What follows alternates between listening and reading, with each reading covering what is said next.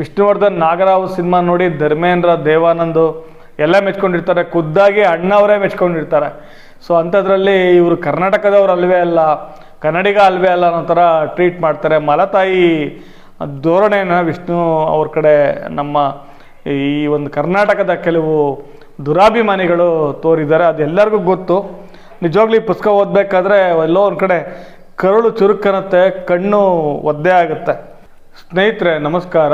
ಈ ವಿಡಿಯೋದಲ್ಲಿ ನಾನು ಡಾಕ್ಟರ್ ಶರಣು ಹುಲ್ಲೂರು ಅವರ ಮೇರು ನಟ, ದೇಶಕ್ಕೊಬ್ಬ ದುರಂತ ನಾಯಕ ಅಂತ ಅಂದ್ಬಿಟ್ಟು ನಟ ಡಾಕ್ಟರ್ ವಿಷ್ಣುವರ್ಧನ್ ಅವರ ಒಂದು ಜೀವನದ ಪ್ರಮುಖ ಘಟನೆಗಳನ್ನು ಕುರಿತು ಬರೆದಿರುವಂತಹ ಈ ಪುಸ್ತಕ ಮೇರು ನಟ ಕುರಿತು ಮಾತನಾಡ್ತಿದ್ದೇನೆ.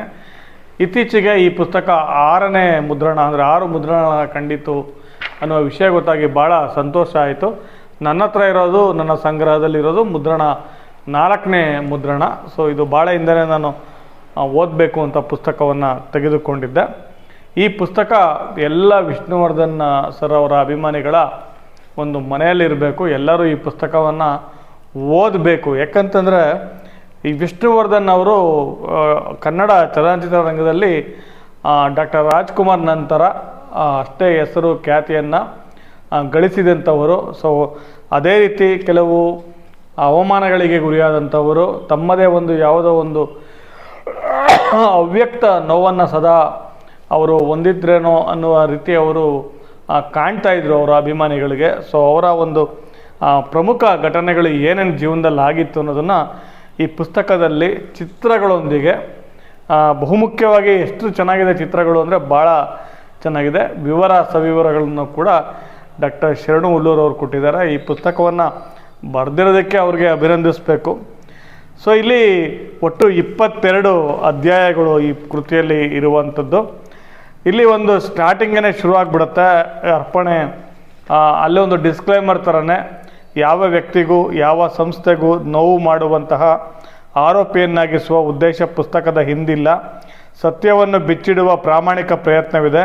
ಇದನ್ನು ಒಪ್ಪುವ ಎಲ್ಲ ಮನಸ್ಸುಗಳಿಗೆ ಈ ಕೃತಿ ಅರ್ಪಣೆ.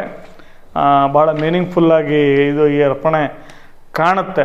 ಒಂದು ಏನೇ ಪ್ರಿಜುಡೈಸ್ ಇಲ್ದಲೆ ಆರಾಮವಾಗಿ ಓದ್ಕೋಬೇಕು. ಡಾಕ್ಟರ್ ವಿಷ್ಣುವರ್ಧನ್ ಸರ್ ಯಾವಾಗಲೂ ಹೇಳೋರಂತ, ಒಬ್ಬ ತಾರೆಯ ಎಂಟ್ರಿ ಮತ್ತು ಎಕ್ಸಿಟ್ ಅದ್ಭುತವಾಗಿರಬೇಕು, ನೆನಪಿನಲ್ಲಿಡುವಂತಿರಬೇಕು ಅಂತ. ಅದು ಒಂದು ಮಾತು. ಹೌದು, ಸಿನಿಮಾ ಇರ್ಬೋದು, ಜೀವನ ಇರ್ಬೋದು, ಅದ್ರ ಕುರಿತು ಹೇಳಿರೋದು. ಆದರೆ ಈ ವಿಷ್ಣುವರ್ಧನ್ ಅನ್ನುವ ತಾರೆ ಎಂಟ್ರಿ ಭಾಳ ಚೆನ್ನಾಗಿತ್ತು, ಎಕ್ಸಿಟ್ ಚೆನ್ನಾಗಿಲ್ಲ ಅನ್ನುವ ಒಂದು ಆಶಯವನ್ನು ಈ ಪುಸ್ತಕ ಹೇಳುತ್ತೆ. ಮತ್ತು ಹಲವಾರು ವಿಚಾರಗಳ ಮೇಲೆ ಬೆಳಕನ್ನು ಚೆಲ್ಲುತ್ತೆ. ಲೇಖಕರ ಮಾತು ಭಾಳ ವಿಸ್ತಾರವಾಗಿದೆ, ಪ್ರಕಾಶಕರ ಮಾತಿದೆ. ವೀರಕಪುತ್ರ ಶ್ರೀನಿವಾಸ್ ಅವರ ಒಂದು ಪ್ರಕಾಶಕರ ಮಾತು.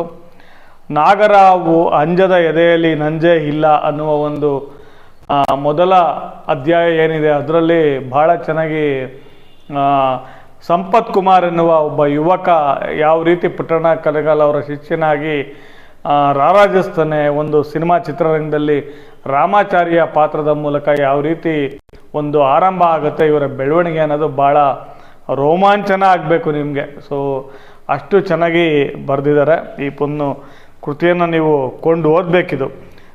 ಈ ಒಂದು ಸಿನಿಮಾ ಒಂದು ಬಂದಾಗ ತಾರಾಸು ಅವರೇ ಕೂಡ ಇದನ್ನು ಕೆರೆಯಾವು ಅಂತ ಹೇಳಿರ್ತಾರೆ ಮೊದಲನೇ ದಿನ.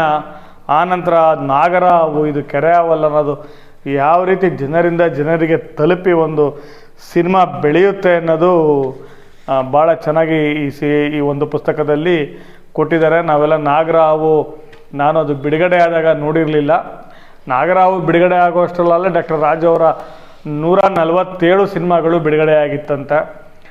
ಆದರೆ ನಾನು ಮರು ಬಿಡುಗಡೆ ಆದಾಗ ನಾಗರಾವು ಸಿನಿಮಾನ ತುಮಕೂರಿನ ಮಾರುತಿ ಚಿತ್ರಮಂದಿರದಲ್ಲಿ ನೋಡಿದ್ದೆ. ಭಾಳ ಈ ಸಿನಿಮಾನ ಯಾಕೆ ಇದ್ದಿನ ಥಿಯೇಟ್ರಲ್ಲಿ ಈಗ ಗೊತ್ತಿಲ್ಲ ಕಾರಣ ಏನು ಅಂತ, ನಾನು ಟಿ ವಿಲಿ ಅಷ್ಟೇ ನೋಡಿದ್ದು. ಸೊ ಅದು ಭಾಳ ಒಂದೊಳ್ಳೆ ಅನುಭವ ಕೊಟ್ಟಂತಹ ಸಿನಿಮಾ. ಆ ಸಿನಿಮಾಯಿಂದ ಈ ಪುಟ್ಟಣ್ಣ ಕಣಗಾಲ್ ಅವರು ಸಾಕ್ಷಾತ್ಕಾರ ಸಿನಿಮಾ ಮಾಡಿದಾಗ ಭಾಳ ಸೋತಿರ್ತಾರೆ. ಅವ್ರು ಚಾಲೆಂಜಿಂಗಾಗಿ ತೊಗೊಂಡು ಹೊಸ ಹುಡುಗನೊಬ್ಬ ಹೀರೋ ಮಾಡಿ ನಾನು ಗೆಲ್ತೀನಿ ಅಂತ ಅವರ ಅವಮಾನವನ್ನು ಅವರು ಗೆಲ್ಲಿಲ್ಲಕ್ಕೆ ಪ್ರಯತ್ನ ಪಡ್ತಾರೆ. ಸೊ ಅದು ಒಂದು ರಿಸಲ್ಟೇ ನಾಗರಾವು ಸಿನಿಮಾ ಆಗ್ಬೋದಿತ್ತು. ಆ ಕಾರಣಕ್ಕೂ, ಅದರ ಯಶಸ್ಸಿನ ಕಾರಣಕ್ಕೂ ಇಲ್ಲಿ ಈ ಪುಸ್ತಕದಲ್ಲಿ ಯಾರು ಆ ವ್ಯಕ್ತಿ ಅಂತ ಹೇಳಿಲ್ಲ.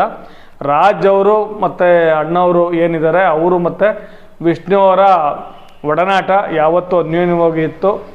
ಮತ್ತು ಅಂಬರೀಷ್ ಅವ್ರ ಜೊತೆ ವಿಷ್ಣುವರ್ಧನ್ ಅವರು ಕುಚುಕ್ಕು ಗೆಳೆಯನಾಗಿದ್ದರು. ಅವರೇ ಕೂಡ ಇವರನ್ನು ವಿಷ್ಣುವರ್ಧನ್ಗೆ ಜೊತೆಯಲ್ಲೇ ಯಾವಾಗಲೂ ಇದ್ದು ಒಂದು ಭಾಳ ಸೋದರನ ರೀತಿಯ ಜೀವನದಲ್ಲಿ ಇದ್ದರು ಅನ್ನೋದು ಕೂಡ ನಮಗೆಲ್ಲ ಅದು ಗೊತ್ತಿರೋವಂಥ ವಿಚಾರನೇ.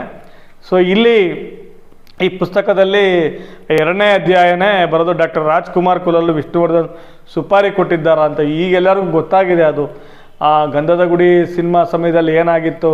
ಬಟ್ ಅವತ್ತು ಸೋಷಿಯಲ್ ಮೀಡಿಯಾನೇ ಇಲ್ದಲೇ ಇರೋವಂಥ ಕಾಲದಲ್ಲಿ ಯಾವ ರೀತಿ ಇದು ದೊಡ್ಡ ಘಾಸಿ ಉಂಟು ಮಾಡಿತ್ತು ಆ ಯುವ ನಟ ವಿಷ್ಣು ಅವ್ರ ಮೇಲೆ ಅನ್ನೋದು ನಿಜವಾಗ್ಲೂ ನೀವು ನಾವು ಕನ್ನಡ ಸಿನಿಮಾ ನೋಡೋರು ಎಲ್ಲರ ಅಭಿಮಾನಿಯಾಗಿರ್ತೀವಿ, ಅಣ್ಣವ್ರ ಅಭಿಮಾನಿಯಾಗಿರ್ತೀವಿ, ವಿಷ್ಣು ಸರ್ ಅಭಿಮಾನಿಯಾಗಿರ್ತೀವಿ, ಶಂಕರ್ನಾಗ್ ಅಭಿಮಾನಿ ಆಗಿದ್ವಿ. ಈಗಲೂ ಕೂಡ ಎಲ್ಲ ಸಿನಿಮಾಗಳು ನಾವು ಪ್ರೀತಿಸ್ತೀವಿ. ಆದರೆ ಮಧ್ಯದಲ್ಲಿ ಇರೋರು ಮಾಡೋ ಕೆಲಸಗಳು ಯಾವೆಲ್ಲ ರೀತಿಯ ಅನರ್ಥಗಳಿಗೆ ಎಡೆಮಾಡಿಕೊಡುತ್ತೆ ಅನ್ನೋದು ಇದಿದೆ. ಆ ಒಂದು ಗಂಧದ ಗುಡಿ ಸಿನಿಮಾ ಚಿತ್ರೀಕರಣದ ಸಮಯದಲ್ಲಿ ಆಕಸ್ಮಿಕವಾಗಿ MP ಶಂಕರ್ ಅವರು ಬಂದು ಕುನ್ಗುಂಡಿನ ಅವರೇ ಪ್ರೆಸ್ ಮಾಡಿಕೊಂಡು ಅವ್ರ ಮುಂದೆ ಒಂದು ಹಳ್ಳ ಬಿದ್ದಿರುತ್ತೆ. ಅದು ಒಂದು ಯಾವ ರೀತಿ ಸ್ಪ್ರೆಡ್ ಆಗಿರುತ್ತೆ. ಯಾರೋ ಒಬ್ಬ ಮಾತಾಡ್ತಾ ನಾನು ಸ್ಪಾಟಲ್ಲೇ ಇದ್ದೆ, ವಿಷ್ಣುವರ್ಧನ್ ಕೈಯಲ್ಲಿತ್ತು ಗನ್ನು ಅನ್ನೋ ಬಂದೂಕು ಅನ್ನೋ ರೀತಿ ಮಾತಾಡಿ ಅದೆಲ್ಲೆಲ್ಲಿಗೋ ಹೊರಟೋಗಿತ್ತು. ಬಟ್ ಅನ್ಯೋನ್ಯವಾಗಿದ್ದರು ರಾಜ್ಕುಮಾರ್ ವಿಷ್ಣುವರ್ಧನ್ ಅನ್ನೋದು ಕೂಡ ಈ ಒಂದು ಪುಸ್ತಕದಲ್ಲಿ ಇದೆ. 3ನೇ ಅಧ್ಯಾಯ ನೋಡಬೇಕು, ನಿಜವಾಗ್ಲೂ ಕಣ್ಣಲ್ಲಿ ನೀರು ಬರುತ್ತೆ. ಫುಟ್ಪಾತ್ನಲ್ಲಿ ವಿಷ್ಣು ಅಳುತ್ತಾ ನಿಂತಿದ್ದರು ಅನ್ನೋದು. ಆಮೇಲೆ ಮದುವೆ ಭಾರತೀಯವ್ರ 50 ಸಿನಿಮಾಗಳಾದಮೇಲೆ ವಿಷ್ಣುವರ್ಧನ್ ಅವ್ರದ್ದು ಭಾರತೀಯವ್ರದ್ದು ಲವ್ ಮ್ಯಾರೇಜು ಅರೇಂಜ್ ಮ್ಯಾರೇಜ್ ಆಗಿ ಕನ್ವರ್ಟ್ ಆಗುತ್ತೆ. ಲವ್ ಮಾಡ್ತಿದ್ದವರು ಹಸೆಮಣೆ ಏರಿದ ಕೆಲವೇ ಗಂಟೆಗಳಲ್ಲಿ ತೂರಿ ಬಂದವು ಕಲ್ಲುಗಳು. ತುಂಬ ಸೆಕ್ಯೂರಿಟಿ ಕೊಟ್ಟಿದ್ರು ಆ ಕಾಲದಲ್ಲಿ ಕೂಡ. ಅಭಿಮಾನಿಗಳನ್ನ ನೋಡಿ ಕೈ ಬೀಸಬೇಕು ಅಂತ ಅಂಬರೀಷ್ ಹೇಳ್ತಾರೆ. ಆವಾಗ ವಿಷ್ಣುವರ್ಧನ್ ಭಾರತಿ ಜೋಡಿ ಆಚೆ ಬಂದಾಗ ಭಾರತೀಯವ್ರನ್ನ ಮದುವೆ ಆಗ್ಬಿಟ್ನಲ್ಲ ಈ ಹುಡುಗ ಅನ್ನೋದು ಕೂಡ ಕೆಲವರ ಈರ್ಷೆಗೆ ಕಾರಣ ಆಗಿತ್ತು ಅಂತ ಅನಿಸುತ್ತೆ. ಅದು ಕೂಡ ಪುಸ್ತಕದಲ್ಲಿ ಪ್ರಸ್ತಾಪ ಆಗಿದೆ. ಅವರು ಸುಮ್ಮನೆ ಅಭಿಮಾನಿಗಳ ಹತ್ರ ಒಂದು ವೇವ್ ಮಾಡೋಣ ವಿಶ್ ಮಾಡೋಣ ಅಂತ ಬಂದಿರ್ತಾರೆ, ಅವರು ಕಾಣಿಸ್ಕೊಳ್ಳೋಣ ಅಂತ ನವದಂಪತಿಗಳು. ಆ ಸಮಯದಲ್ಲಿ 2 ಕಲ್ಲುಗಳು ಬಂದಿರುತ್ತೆ. ಬಿದ್ದಿದ್ರೆ ಏನಾಗ್ತಿತ್ತು, ಒಂದು ಪ್ರಾಣಾಪಾಯನ ಆಗುವ ಸೂಚನೆ ಒಂದು ಅವಕಾಶ ಇತ್ತು ಆ ಸಮಯದಲ್ಲಿ. ವಿಷ್ಣುವರ್ಧನ್ ಅದನ್ನು ತಪ್ಪಿಸ್ಕೊಳ್ತಾರೆ ಅನ್ನುವ ಒಂದು ಇದು. ತಂದೆಯ ಪಾರ್ಥಿವ ಶರೀರದ ಮೇಲೆ ವಿಷ್ಣುವರ್ಧನ್ ಅವ್ರ ತಂದೆ ಸತ್ತಾಗ ಅವರು ಮಾನಸಿಕವಾಗಿ ಭಾಳ ನೊಂದಿರ್ತಾರೆ ವಿಷ್ಣುವರ್ಧನ್ ಅವರ ತಂದೆ. ಅವರು ನಿಜವಾಗ್ಲೂ ವಿಷ್ಣುವರ್ಧನ್ ಅವರು ಒಂದು ಇಳ್ಕೊಳ್ಳೋ ಮನೆ ಅಡ್ರೆಸ್ ಹುಡುಕಿ ಹೋಗ್ತಾ ಇರ್ತಾರಂಥ ಜನ. ಅವರು ಚೇಂಜ್ ಮಾಡಿಕೊಂಡು ನೈಟಲ್ಲಿ ಯಾವುದೋ ಹೋಟೆಲಲ್ಲಿ ಉಳ್ಕೊಂಡು ರಾತ್ರಿಯೆಲ್ಲ ಈ ಪಡಿಪಾಟು ಒಬ್ಬ ಸೂಪರ್ ಸ್ಟಾರ್, ಮೊದಲನೇ ಸಿನಿಮಾದಿಂದನೇ ಸೂಪರ್ ಸ್ಟಾರ್ ವಿಷ್ಣುವರ್ಧನ್ ದಾದಾ. ಅವ್ರಿಗೆ ನಾನಂತೂ ಅವರ ದಾದಾ ಸಿನಿಮಾದ ಅಭಿಮಾನಿ. ನನಗೆ ಕರ್ಣ ಸಿನಿಮಾ ಭಾಳ ಇಷ್ಟ. ನೀವು ಅವ್ರ ಸಿನಿಮಾ ಅಭಿಮಾನಿ ಆಗಿದ್ದರೆ ನಿಮ್ಗೆ ಯಾವ ಸಿನಿಮಾ, ನಾವೆಲ್ಲ ಸಿನಿಮಾ ಅಭಿಮಾನಿ ಅಂತ ಒಂದು ಸಿನಿಮಾ ಯಾವುದೋ ಭಾಳ ನಾಟಿರುತ್ತೆ ಆ ಥರ ಇದ್ರೆ ನನಗೆ ದಾದಾ. ಅದು ಬಿಟ್ಟರೆ ಕರ್ಣ ಸಿನಿಮಾ. ಕರ್ಣ ಅಂದರೆ ಅದು ಒಂದು ಅವಾರ್ಡ್ ಇದೆಯಲ್ಲ ಆ ಕರ್ಣನಂತೆ ಆ ಸಿನಿಮಾ ಅದು. ನೀವು ಕಮೆಂಟ್ ಕೂಡ ಮಾಡಿ. ಅದು ಒಂದು ಅವ್ರಿಗೆ ತಂದೆಯ ಪಾರ್ಥಿವ ಶರೀರಕ್ಕೆ ಕೂಡ ಕಲ್ಲು ಹೊಡಿತಾರೆ, ಪೋಸ್ಟರ್ಗಳಿಗೆಲ್ಲ ಬೆಂಕಿ ಹಚ್ಚುತ್ತಾರೆ, ಥಿಯೇಟ್ರಿಗೆ ಕಲ್ಲು ಹೊಡಿತಾರೆ. ಆಮೇಲೆ ಕರುನಾಡ ಸುಪುತ್ರನನ್ನು ಕರ್ನಾಟಕವನ್ನೇ ಬಿಡುವಂತೆ ಮಾಡಿದ್ದು ಯಾರು? ಕರ್ನಾಟಕದವ್ರು ಅಲ್ವೇ ಅಲ್ಲ ಅನ್ನೋಂಗೆ. ಆ ಕಾಲದಲ್ಲೇ ವಿಷ್ಣುವರ್ಧನ್ ನಾಗರಾವ್ ಸಿನಿಮಾ ನೋಡಿ ಧರ್ಮೇಂದ್ರ, ದೇವಾನಂದ್ ಎಲ್ಲ ಮೆಚ್ಕೊಂಡಿರ್ತಾರೆ, ಖುದ್ದಾಗಿ ಅಣ್ಣವರೇ ಮೆಚ್ಕೊಂಡಿರ್ತಾರೆ. ಸೊ ಅಂಥದ್ರಲ್ಲಿ ಇವರು ಕರ್ನಾಟಕದವ್ರು ಅಲ್ವೇ ಅಲ್ಲ, ಕನ್ನಡಿಗ ಅಲ್ವೇ ಅಲ್ಲ ಅನ್ನೋ ಥರ ಟ್ರೀಟ್ ಮಾಡ್ತಾರೆ. ಮಲತಾಯಿ ಧೋರಣೆನ ವಿಷ್ಣು ಅವ್ರ ಕಡೆ ನಮ್ಮ ಈ ಒಂದು ಕರ್ನಾಟಕದ ಕೆಲವು ದುರಾಭಿಮಾನಿಗಳು ತೋರಿದ್ದಾರೆ. ಅದೆಲ್ಲರಿಗೂ ಗೊತ್ತು. ನಿಜವಾಗ್ಲೂ ಈ ಪುಸ್ತಕ ಓದಬೇಕಾದ್ರೆ ಎಲ್ಲೋ ಒಂದು ಕಡೆ ಕರುಳು ಚುರುಕನ್ನತ್ತೆ, ಕಣ್ಣು ಒದ್ದೆ ಆಗುತ್ತೆ. ಆಮೇಲೆ ಕನ್ನಡ ಪರ ಹೋರಾಟಗಾರರು ಹಾಕಿದ್ದು ಇದೆಂಥ ಧಮಕಿ. ಕನ್ನಡ ಪರ ಹೋರಾಟಗಾರರು ಆತ್ಮಾವಲೋಕನ ಮಾಡ್ಕೋಬೇಕು. ಇಂದು ಪ್ಯಾನ್ ಇಂಡಿಯಾ ಹೆಮ್ಮೆ, ಅಂದು ವಿಷ್ಣು ನಾಡದ್ರೋಹಿ. ನೋಡಿ, ಇವತ್ತು ಪ್ಯಾನ್ ಇಂಡಿಯಾ ಅಂತ ಹೇಳ್ತಾರೆ. ವಿಷ್ಣುವರ್ಧನ್ ಅವರು ಯಾವತ್ತೋ ಪ್ಯಾನ್ ಇಂಡಿಯಾ ಸ್ಟಾರ್ ಆಗೋಗಿದ್ರು. ಸೊ ಅವತ್ತು ನಾಡದ್ರೋಹಿ ಅಂತಾರೆ. ಮತ್ತು ವಿಷ್ಣುವರ್ಧನ್ ಮತ್ತು ಗೋಕಾಕ ಚಳವಳಿ ಬಗ್ಗೆ ವಿಷ್ಣು ಸರ್ ಯಾವ ರೀತಿ ಒಂದು ಪಾತ್ರ ಇತ್ತು, ಎಲ್ಲ ಇಡೀ ಚಲನಚಿತ್ರರಂಗ ಅಣ್ಣವರ ಒಂದು ನಾಯಕತ್ವದಲ್ಲಿ ಈ ಚಳವಳಿನಲ್ಲಿ ಭಾಗವಹಿಸಿತ್ತು. ಆ ಚಳವಳಿ ಬಗ್ಗೆ ಮತ್ತು ವಿಷ್ಣುವರ್ಧನ್ ಅವರ ಪಾಲ್ಗೊಳ್ಳುವಿಕೆ ಈ ಒಂದು 10ನೇ ಅಧ್ಯಾಯದಲ್ಲಿದೆ. ನೋಡಿ, ಬಾಳಟಕ್ರಿಗೆ ಹೋಲಿಸಿದ್ರು ಅವರನ್ನು. ಕನ್ನಡ ದ್ರೋಹಿ ಅನ್ನೋ ಪಟ್ಟ ಕಟ್ಟುವವನಾರ how can I say these people. ವಿಷ್ಣುವರ್ಧನನ್ನ ಅವ್ರನ್ನ ಯಾರಾದರೂ ಕನ್ನಡ ದ್ರೋಹಿ ಅನ್ನೋಕ್ಕಾಗತ್ತೇನ್ರಿ?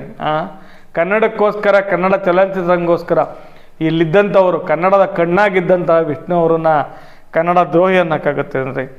ಆಮೇಲೆ ಈ ಋಣಿಯಾಗಲಿಲ್ಲ ಚಲನಚಿತ್ರ ನಿರ್ದೇಶಕರ ಸಂಘ, ಮತ್ತು ಕರ್ನಾಟಕ ಚಲನಚಿತ್ರ ವಾಣಿಜ್ಯ ಮಂಡಳಿಯಲ್ಲಿ ಅಪಪ್ರಚಾರ, ಇದಂತೂ ಈ ಒಂದು ಸಂಘಗಳು, ಮಂಡಳಿ ಅನ್ನೋದು ನಿಜವಾಗ್ಲೂ ಈ ಅವಶ್ಯಕತೆ ಇದೆಯಾ ಅನ್ನೋವಷ್ಟು ಪ್ರಶ್ನೆಗಳನ್ನ ಈ ಅಧ್ಯಾಯಗಳನ್ನ ಓದಿದಾಗ ಅನಿಸುತ್ತೆ.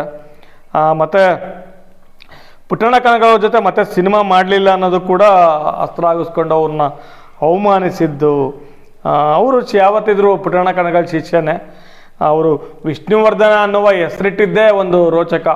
ಆ ವಿಷ್ಣುವರ್ಧನ್ ದೊರೆ ಏನಿದ್ದಾರೆ, ಅವರ ಒಂದು ತಂದೆ ಸಾಮಂತರಾಜನಾಗಿರ್ತಾರೆ.